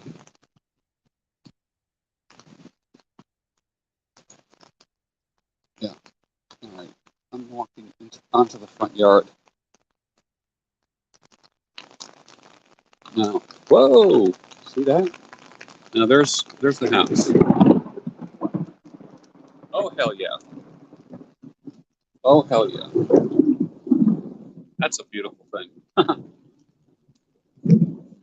Now, oh, there's my one little baby in the window. You know who you can tell who has cats is. Can you see? Can you see him looking out at you? Hi, babe. Hi, Joey. Say hi to my friends. Can you say hi? He's looking right at you. He's awesome. Let me give you a little close-up of Joey. Hi, Joey. Can you see? Hi, Joey. Say hi to everybody. Can you say hi? It kind of, feels good out here. I'm just walking around. This is the Van Gogh room right here. You can see. I don't know if you can see that. Can you see? All right. Here is the window that was behind me. Now we're looking into the Van Gogh room. Okay. And yeah, there's a lot of lightning, so it's probably not good that I be walking around like this, to be honest with you. So I'm going to go back in to the Van Gogh room. Let's see. Umbrella closed. Back in. I keep the door open. Yeah, if it wasn't lightning, I would go out there even more. Show you some stuff, but just see if I can wrangle this. So now back in. Okay, there we go. The Van Gogh room is a shed. Half of it's tools, the other half is a chair. See a chair? Van Gogh prints on the wall. This lamp is a mid-century ugly ass lamp that I've had for probably 40 years. I love this thing. And just stuff on the walls. That's all it is. That's all it is. That's where I'm at. So, but I love this hat because it's a waterproof hat. It's made by Dockers. It's 100% waterproof. And You know, I can wear it with the brim all the way down or just kind of flip up the back a little bit and kind of wear it more like a fedora. But I like it just floppy down. So that's where I'm at. Yeah. So we just took a quick tour of the front yard and the backyard and the rec room. That's all. My workout, I don't have a workout room. I keep my weights underneath the overhead. Oh yeah, that thunder's crushing it. You know what else is a great thing to do when it rains? Sleep. Like laying in bed with the lights out, just flashing of the, that's always fun. But I keep my dumbbells outside on the deck because I do my working out outside. I don't work out inside. When it's a sunny day, I am out like just doing my exercises on the deck in the sun, breathing fresh air. When I have a different house, I will probably, with like a 2-car garage, I'll probably have half the garage will be a, like a little home gym kind of thing. So that's the story. The cigar got a little bit wet. See if I can restart it.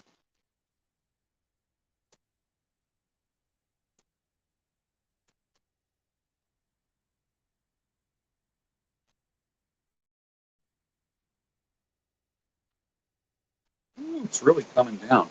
2 things I want to do is I love being outside like this when it rains, and I love being in bed. I love being in bed when it's raining, which I'm going to be in bed soon. But it's just so relaxing, and I fall asleep so well. I fall asleep so well when it's raining. And if it's raining all night, all the better. And that cooled me off. You know what? 5 minutes ago, I was sweating. Now I feel good. So, it feels good. Have I witnessed paranormal activity? Yes, I have. You saw me on LinkedIn, one of the most useless sites. There's a lot of the stuff that I put on LinkedIn is mainly a lot of testimonials, client testimonials are on LinkedIn, people that I worked with.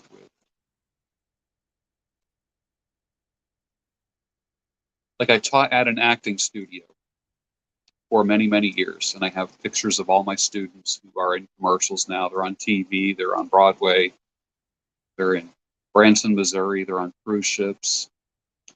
And what I did was I taught like an introduction to acting and a course called Peak Vocal Skills for Actors. So that's what a lot of my LinkedIn is all about.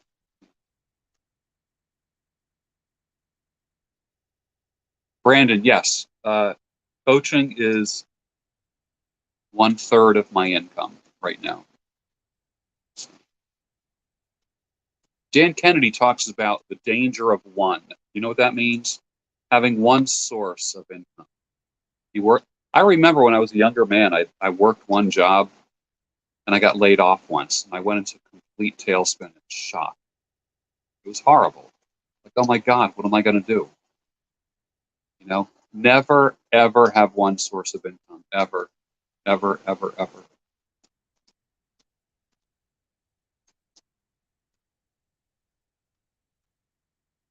Then there is something wrong with one source of income if it makes big bucks. If it's not your source of income, if it's someone else paying you, that you are always, always at their mercy. Always. So always have several sources of income. Always. That's why I say have a profession and have a trade. Well, if you are the source, then you have control over it, and that's a good thing.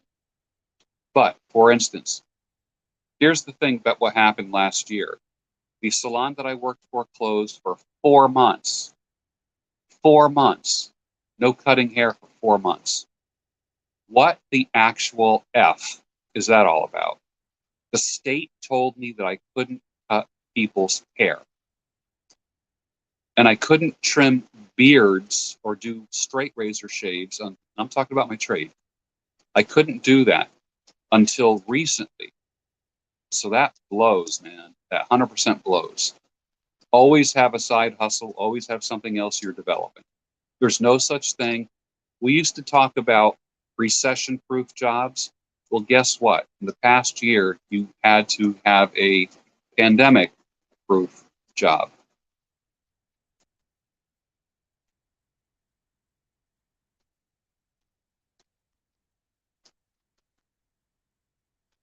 And if people aren't spending money, period, crap hits the fan, you know, then where are you getting your money from? You need to be able to source life stuff on your own, whether it be water, food, supplies, self-defense items.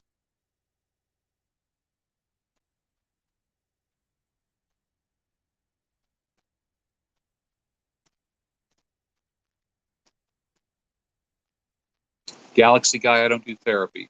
I did that for over 20 years. Therapy is reaching into people's pasts. Coaching is teaching people to reach for their future, holding them accountable, giving them deadlines, and making them grow. You are forcing growth. Forcing growth. That's what a coach does.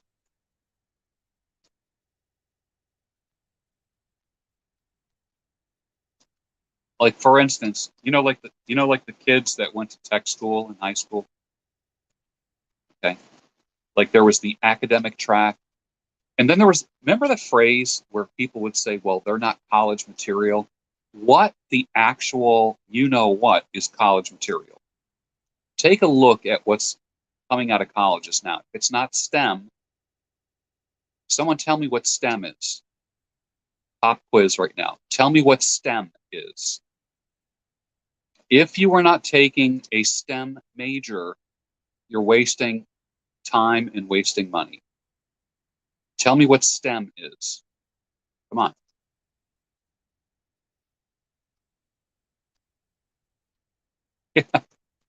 I actually have a Dale hat from The Walking Dead.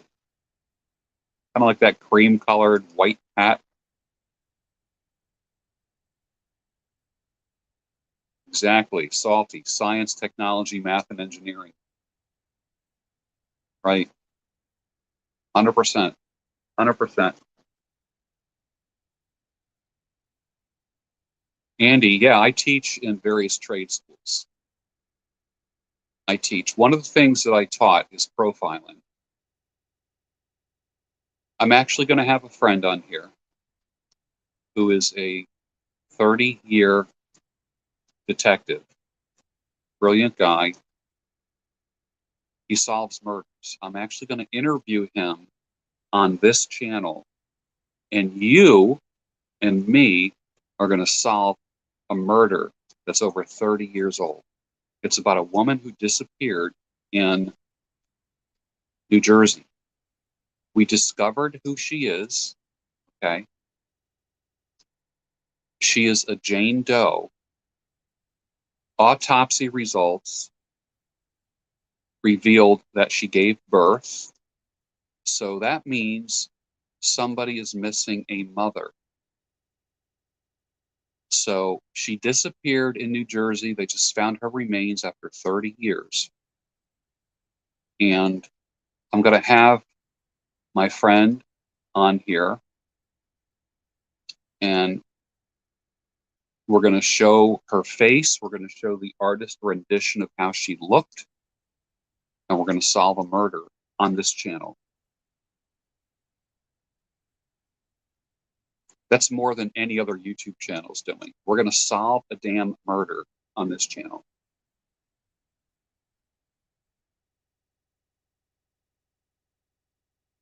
How badass is that?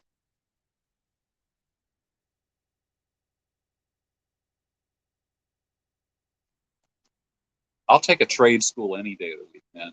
Any day. Oh my God. Trade schools are so badass. They really are. But remember, they're not college material. Remember that? Yeah. Advice for a young man. All right, I'm going to give that to my audience. If you have any advice for a young man who's pursuing purpose and not being sidetracked by chasing skirts like so many are, what can you tell him? Folks, go ahead. Another quiz for you. What can you tell him?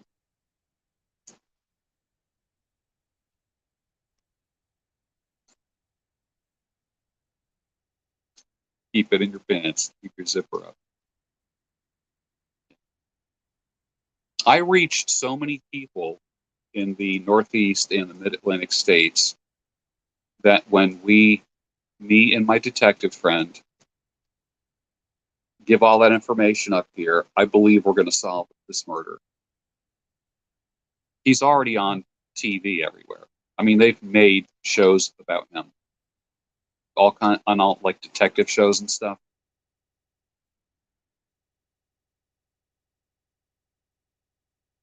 Seek excellence, and excellence will pursue you. Can you imagine some like drug addict chick wanting to go out with me? She automatically would eliminate herself and said, wait. He goes to bed early, he gets up early, eats healthy, you know, he wouldn't want me. So when you live a life of excellence, think about this. When you live a life of excellence, the slackers eliminate themselves. You never have to say no to anybody. It's only high performing, high value women put themselves in your presence. Friggin' great way to live, man. What a great way to live.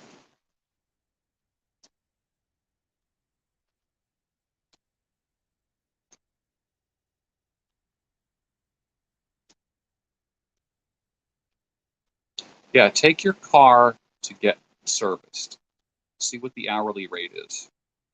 Invite a plumber to your house just to unclog a drain, $200 to $300 for him just to show up at the door. Tradesman, they used to laugh at tradesmen in high school. Oh, he's going to trade school. It's not college material. That's the tables are turned. It's now the biggest joke in the world. Now the biggest joke in the world.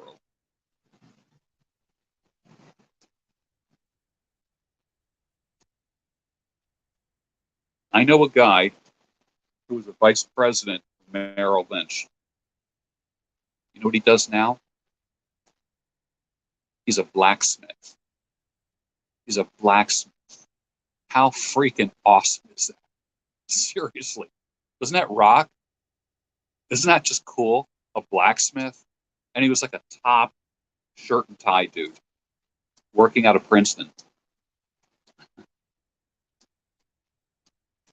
I didn't go to barber school. I did an apprenticeship.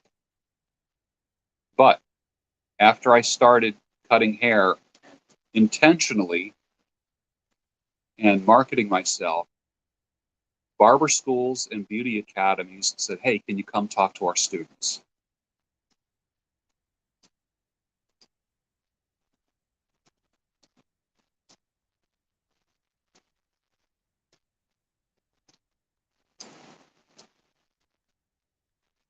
Yeah.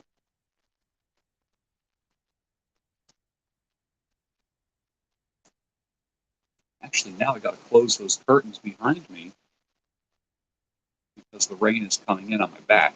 Hold on. And these are curtains I don't care about. This is like an old sheet. The breeze is really, really blowing hard now. I'm not complaining though.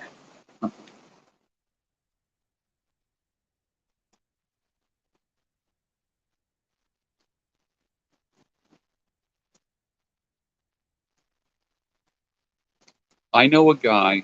You guys remember Chrissy? You remember Chrissy? Hmm? Gal I used to hang out with. She was in a lot of my videos a couple years ago. Okay. She has horses. And I did some videos with her up the barn. When she brings her farrier out, to shoe the horses. It's a minimum of a $300 job. Minimum $300. That's no joke. No damn joke.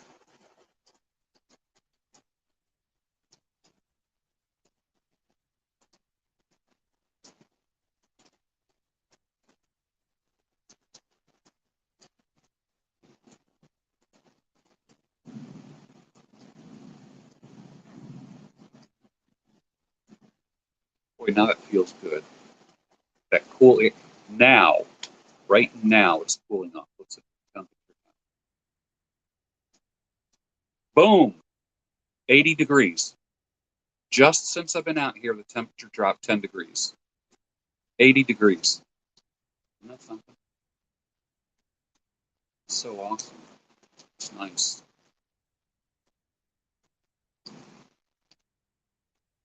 You have to realize that my mother cut hair, my father cut hair. Both cut hair. So I grew up in the hair cutting world. I know that world like the back of my hand. Literally. Most kids are playing like in the backyard. I was spinning around in my father's barber chair and sweeping up hair at the shop. That's what I was doing. Also, I was the guy that when the TV started getting wonky in the barbershop, they would say, "Hey, can you move that antenna a little to the left?"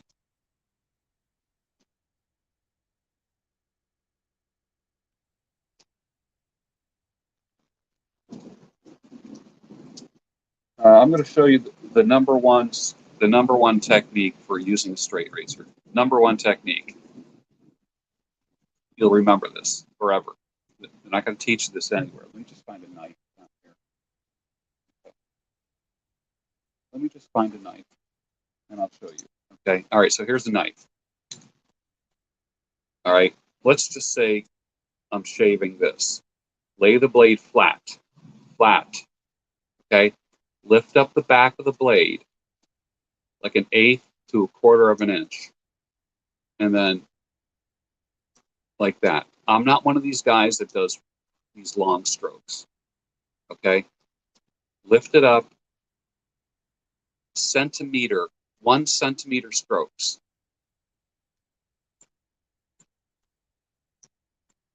Like that.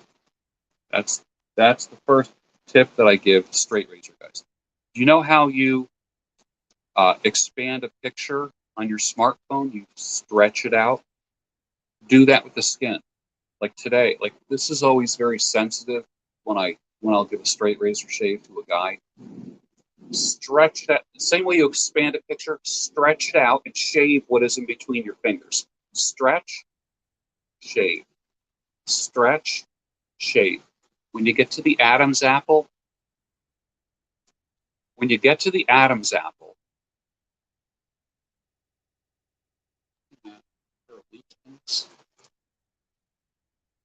when you get to the Adam's apple, the skin that is over the Adam's apple, move it to the side and then shave that skin. And then it goes back over the Adam's apple. If you try to shave over the Adam's apple, you cut a person. Understand? So that's cartilage under there. And you're going to cut the person. That's why most people's nicks and cuts come over joints and bones. Yeah. So there you go. There's your straight razor advice. I worked in a barber shop where a woman walked in. It's a great story. A woman walked in, real sexy girl too, all tatted up, very pretty. Came in, she says, "I'd like to get a shave." And all the guys were like, "What?" It was a barber shop with like 5 or 6 guys. And I'm thinking, like, you idiots. Like, number one, there's a woman here that wants to give you money. Okay, and you're acting like idiots. Number two, you're flustered because it's a woman. Like, come on, dudes. Okay. I said, "Come on over here, honey." She came over, sat in my chair. She put one leg at a time up on the barber station. I lathered up her leg, She only wanted her legs shaved from the knees down. She was wearing a skirt, so she wanted her legs shaved from the knees down. I literally shaved her both legs from the knees to the ankles with a straight razor. Someone got a picture of it. I should post that picture.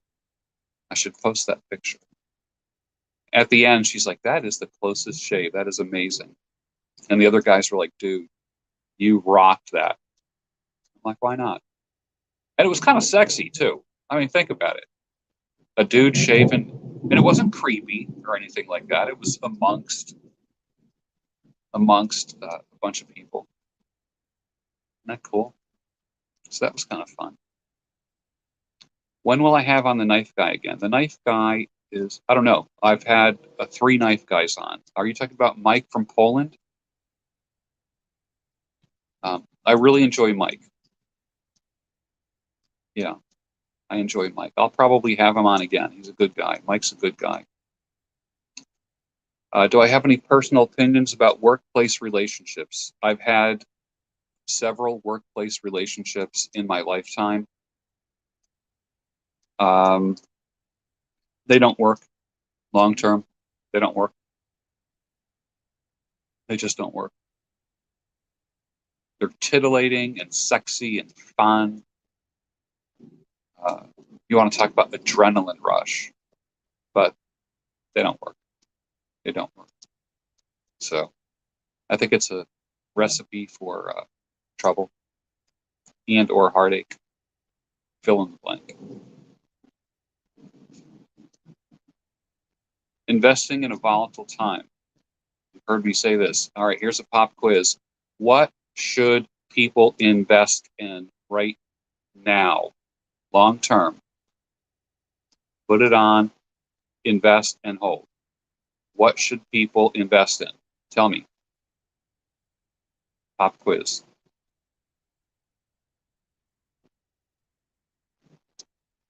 What should people invest in? It's a pretty wild storm out there. Wine companies, like big commercial box wine companies. Come on, come on. Mutual funds, no, no, no. Purina, Peg Bell, Purina. Basically, pet food companies. As people are, I've always said this, invest in Purina and pet food companies. Because as people are less and less invested in relationships, they get animals, they get cats and dogs. Okay? And they're not going away. They're not going away. Yep.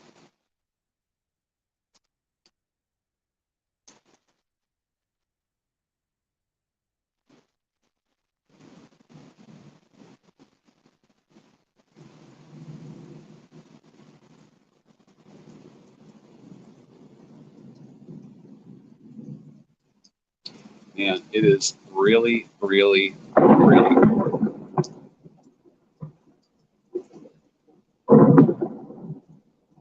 That sounds like war out there, doesn't it? That sounds like a war zone. That storm is right over me right now. Let me tell you about I. This is a great story. I cut the hair of a guy. I'll just give his first name. His name is Brock. He had a company that owned uh, that distributed pet food, pet toys. Okay, and I hadn't seen him in a while. And he came back after about 3 months. I says, "Man, where'd you go?" He says, "I took the family on a world tour. We went to Europe.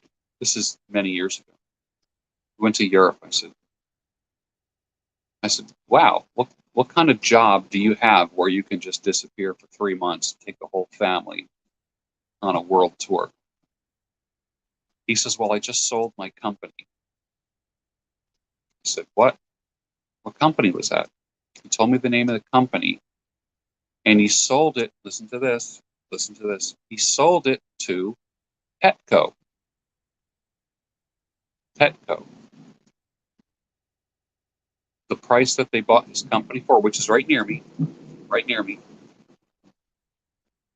The company that he sold it to was Petco. He got 280 million from it. Who owns Petco? Chewy. 280 million. That was one of my clients.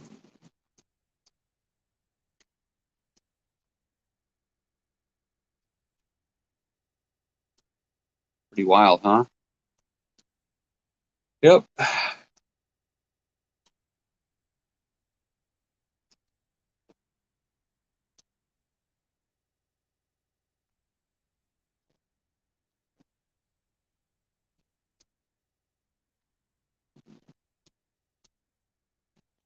I'll read a scary story. How's that sound? This is not my story. It was almost midnight. Sally Truitt had just gone on the subway train at 50th Street after visiting her mother. Don't worry, Sally told her. The subway is safe. There's always a policeman on duty. But that night she didn't see one except for her. The subway car was empty. At 42nd Street, three tough-looking men got on. Two of them were holding up the third, who looked to be drunk. His head rolled side to side, and his legs seemed to refuse to work. They were literally holding him up. When they got him seated between them, his head came to rest on one of their shoulders. Sally thought that he was staring at her. She buried her head in a book and tried not to notice.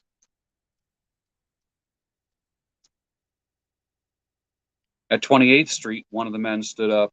"Take it easy, Jim," he said to the man in the middle, and he got off. At 23rd Street, Jim's other friend stood up. "You'll be fine," he said, and he got off. Now, the only ones left in the car were Jim and Sally. Just then, the train went around a sharp curve, and Jim pitched onto the floor at Sally's feet. When she looked down at him, she saw a trickle of blood on the side of his head, and just above it, a bullet hole. I thought that was interesting.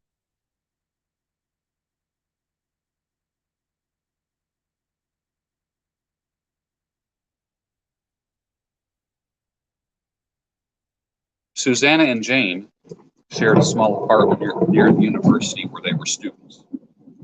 When Susanna got back from the library one night, the lights were out and Jane was asleep. Susanna undressed in the dark and quietly got into bed. She almost fell asleep when she heard someone humming the tune to the song, "Oh, Susanna." "Jane," she said, "please stop humming. I need to get sleep." Jane didn't answer, but the humming stopped, and Susanna fell asleep. She wakened early the next morning, too, and she decided she was going to try to go back to sleep when she heard the humming again. "Please go back to sleep," she told Jane. "It's too early to get up." Jane did not answer, but the humming continued. Susanna became angry. "Cut it out," she said. "It's not funny."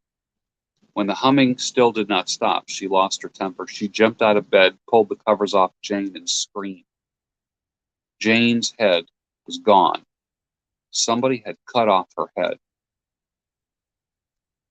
She said, "I'm having a nightmare. When I wake up, everything will be okay."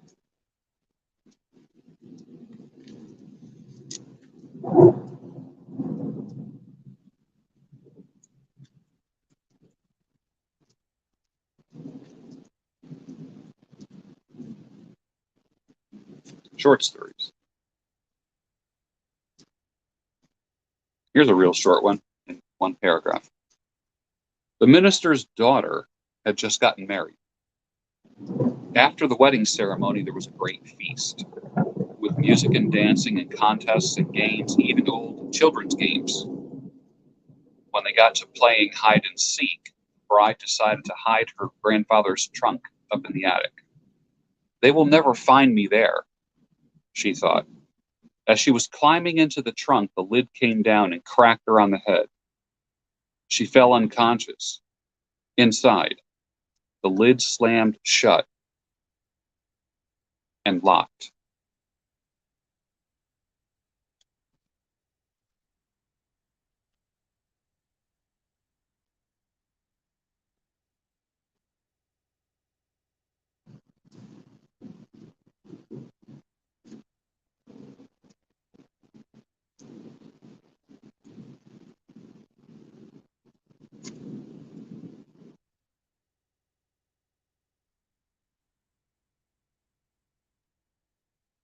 Late night in October 1864, a Confederate blockade runner slipped by some Union gunboats at the entrance of Galveston Bay in Texas and made it safely to the port with its cargo of food and necessities. Louis Billings, the master of the small vessel, was getting ready to weigh anchor when he was startled by a shriek from one of the crew. A strange old-fashioned schooner with a big black flag was rushing down at us. Billings said later she was afire with sort of a weird pale blue light that lighted up every nook and cranny of her. The crew was pulling at the ropes and doing other work. They paid no attention to us, didn't even glance our way. They all had ghastly bleeding wounds, but their faces and eyes were those of dead men. The man who had shrieked had fallen to his knees, his teeth chattering as he gasped out a prayer. Overcoming my own terror that was chilling the very marrow of my bones, I rushed forward, shouting to others as I ran. Suddenly the schooner vanished before my eyes. Some say it was the ghost of Jean Lafitte's pirate ship, Pride, that sank off of Galveston in 1821. She was seen again in 1892 in the same waters with the same crew.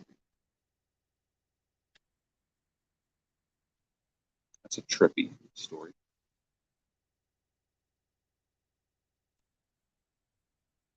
Last one of the night. One morning, John Sullivan found himself walking along a street downtown. He could not explain what he was doing there or how he had gotten there or where he had been earlier. He didn't even know what time it was. He saw a woman walking towards him and he stopped her. He says, "I'm afraid I forgot my watch." He said and smiled. "Can you tell me the time?" When she saw him, she ran. Then John Sullivan noticed that other people were afraid of him. When they saw him coming, they flattened themselves against the building or ran out in the street to stay out of his way. There must be something wrong with me, John Sullivan thought. I better go home. He hailed a taxi, but the driver took one look at him and sped away. John Sullivan did not remember what was going on, and it scared him. Maybe somebody at home can come get me, he thought. He found a telephone and called his wife, but a voice he did not recognize answered the phone. "Is Mrs. Sullivan there?" he asked. "No, she's at a funeral," the voice said. "Mr. Sullivan was killed yesterday in an accident downtown."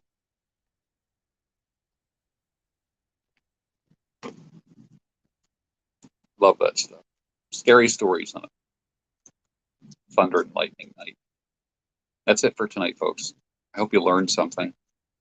There's a lot of choices. There's a lot of live things going on YouTube right now. A lot of interesting discussions, but you chose to spend a couple minutes with me, and I appreciate it. So thank you very much. I will see you again sometime soon. Look for my emails. If you're not signed up for my email list, please do so at georgebruno.com. You will thoroughly love my Unstuck Newsletter, georgebruno.com. I love you guys. I respect you guys. And always seek sanity, clarity, and reason.